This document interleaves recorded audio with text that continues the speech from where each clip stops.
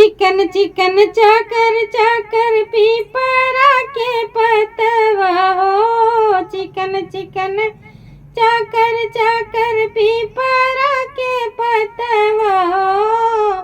अब संगवा में पंचशील निसनिया सखी जय भीम बोलो। अब संगवा में पंचशील निसनिया सखी जय भीम बोलो।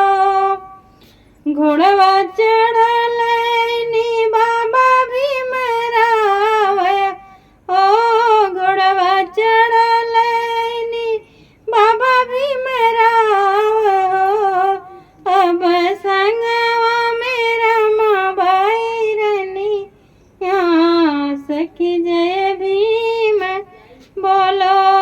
अब संगवा में रमाबाई रनिया सखी जय भीम बोलो।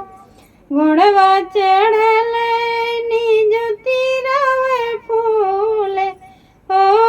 ज्योतिराव फूले हो। ज्योतिराव फूले। घोड़वा चढ़ल नी ज्योतिराव फूले हो। अब संगवा में सावित्रीबाई जननिया सखी जय भीम बोलो। अब संगवा सावित्रीबाई जननिया सखी जय भीम बोलो।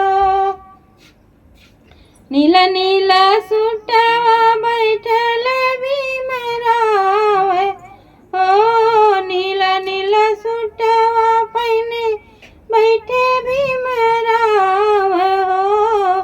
अब हाथवा में लिए संविधानवा सखी जय भीम बोलो। अब हाथवा में लिए संविधानवा सखी जय भीम बोलो। नील की पगड़िया बाने बैठे ज्योतिराव ओ। नील की पगड़िया बाने बैठे ज्योतिराव हो।